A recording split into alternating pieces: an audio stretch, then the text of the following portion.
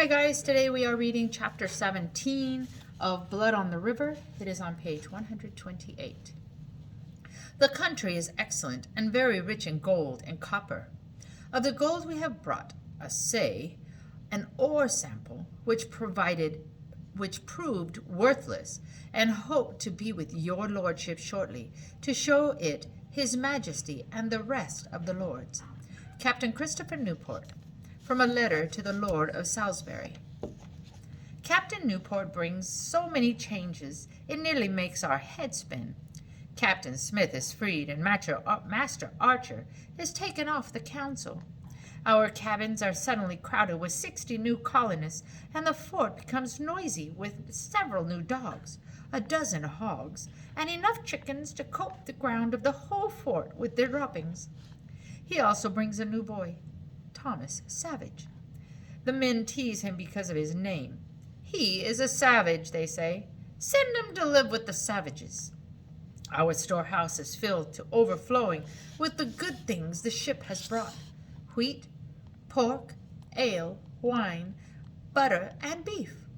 We eat very well, and since this puts everyone in a good mood, there is no more talking about stealing away to England. There is a fragile peace between the gentlemen who were willing to kill us by starvation, and us commoners who were ready to murder them in their beds. It is a good thing we have the 60 new men and boys to help buffer our smoldering anger towards one another. A few days after Captain Newport arrives, we hear shouts of "Wingapo!" and look to see Indians paddling to shore in 3 canoes. "Wingapo!" Captain Smith they call. When the canoes land and the Indian men begin to pull them up on shore, Richard and I go closer. The canoes are filled with bread, fish, and meat: turkey, squirrel, deer, and raccoon. We don't even need to trade for food, I say to Richard. We've got so much in the storehouse now that the ship is here. But Richard's eyes are wide, fixed on something. I follow his gaze. In one of the canoes sits a little girl. She has straight black hair, cut very short on the front and sides, and fastened in a long braid down her back. She wears several necklaces of pearls and copper, and a mantle of deerskin over one shoulder. As we watch, she jumps out of the canoe, trots up to Captain Smith. She is fairly skipping with excitement at seeing him. I hear some of what she says as she speaks to him in Algonquian. "I bring gifts from my father, now that you are my countryman." The food is not betrayed. It is being delivered as a gift. It suddenly occurs to me who this might be. I grab Richard's arm. "It's her," I whisper. "I know," Richard whispers back. We watch her as she talks to Captain Smith. She is only a child. Captain Smith says she's about 10 years old, but in my mind, she has become like a goddess. She is Chief Powhatan's daughter, the girl who saved Captain Smith's life, the Indian princess who has more courage than 100 soldiers. Suddenly, to my surprise, I hear Captain Smith say in his clumsy Algonquian, "Come, meet boys. They show you my home." My stomach does a little flip as Captain Smith leads her over to Richard and me. He tells her our names. I watch her happy dark eyes and keep telling myself she is only a child, no one to be so awestruck about. "And this is Amonut," Captain Smith says to me and Richard, "but she is called Playful One, Pocahontas." Pocahontas grins. "Come and show me Captain Smith's home," she says.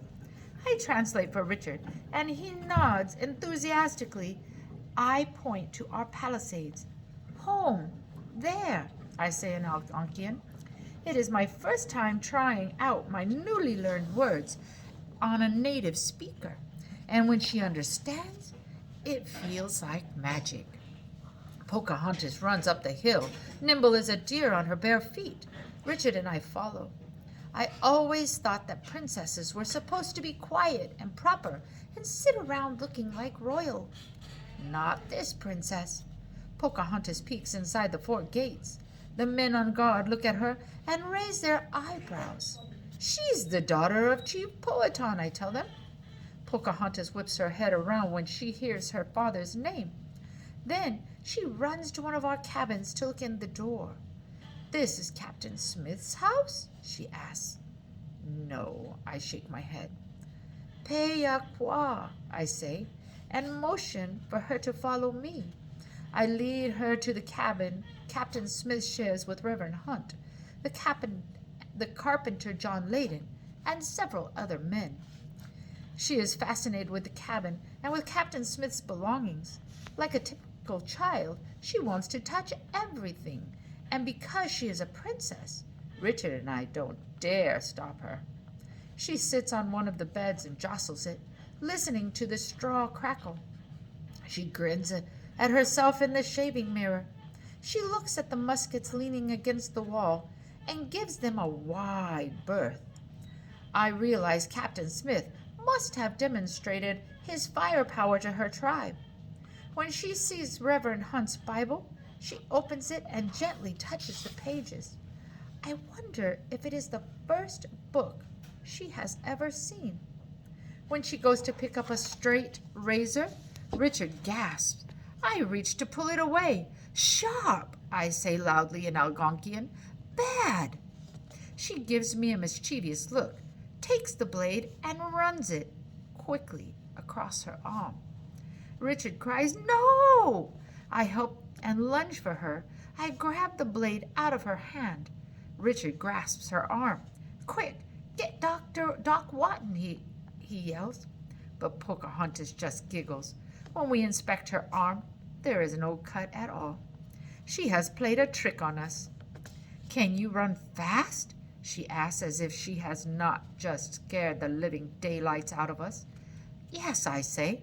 Running is something I've always been good at. She is asking me how fast I can run, I tell Richard. She leads us outside the cabin. She takes me by the shoulder and makes me stand facing down the main lane that goes through the center of our fort. Then she stands Richard beside me facing the same way. We will race, she announces. It is a warm winter day, as warm as spring day in England, and around the fort, men are outside, working on everything from repairing wattle and daub walls to shucking corn. They watch in amazement as we prepare for our race. To the wall, she says. I explain to Richard that we are about to race to the palisade wall. He nods in approval. Pocahontas readies herself next to Richard. She counts with her finger. Nekut, Ning, Noose. We run full speed down the lane, with dogs chasing and chickens squawking as they fly out of our way. I win by just a bit. Pocahontas's face glows with sweat. You do run fast, she says, but I am faster. I tripped on my mantle, and with that she pulls off her mantle. She has nothing underneath, but she seems to not even notice that she is naked. We will race again, she says. I will win this time. We line up again. I am not ready to let a 10-year-old girl beat me. Pocahontas counts. Nekut, Ning, Noose. I pump my legs as fast as they will go. But this time, freed of her mantle, Pocahontas wins easily. You just got beat by a girl, Richard teases. I grumble, but Pocahontas is already on her next idea. Can you do this? She asks, and she wheels herself hand to hand and foot to foot, like a cartwheel. I try to imitate her, but I end up falling on my bum. Pocahontas laughs and shows us again. Richard copies her and actually does quite well. When I try again, I fall on my hip and elbow, but then I start to get the hang of it. Thomas Savages sees what we are doing and comes to join us. Soon, we are all able to do the cartwheel. The men look up from their work to watch us. 3 English boys in dirty shirts and worn-out slops, and 1 naked Indian princess, tumbling like cartwheels all over the fort. Captain Newport tells us that the soil and rocks we sent back to England were just that, dirt and rocks. There was no gold in them at all, but the Virginia Company still wants gold, and Captain Newport is convinced we can find it for them. And so, early on a frosty morning, just a week or so after the ship has arrived, a group of men gathers buckets, picks, and shovels and sets off in search of gold to send back to England. They leave their cabins and their nighttime fires still burning. Someone from one of the cabins must have left a shirt draped over a chair near the embers, or a Bible on a table too close to the flames. Someone, somewhere. We never did find out where the fire started. "Fire!" someone shouts, and I look to see orange flames leap from one thatched roof to another. I snatch up a bucket and race to the river, but by the time I get back, more cabins have caught fire.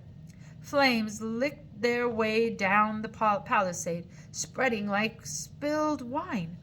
Men stumble through the smoke, trying to find the front gate of the fort.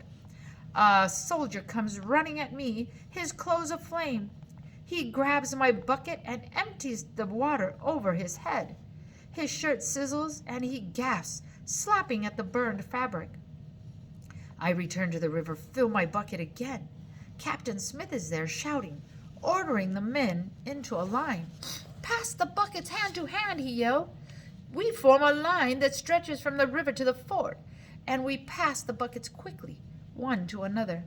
Flames leap and thick black smoke engulfs the entire fort.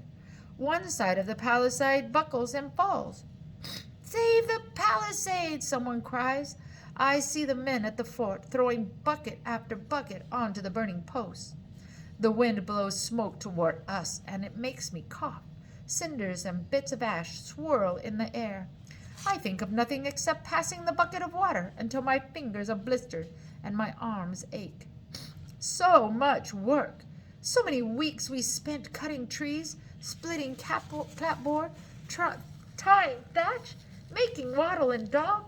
It is all turning to ash before our eyes. It is afternoon before we finally quell the flames. We managed to save a good part of the palisade, but the houses are virtually gone, along with everything in them. Even Reverend Hunt's Bible is lost in the blaze, and worst of all, the storehouse and all the food in it has been destroyed.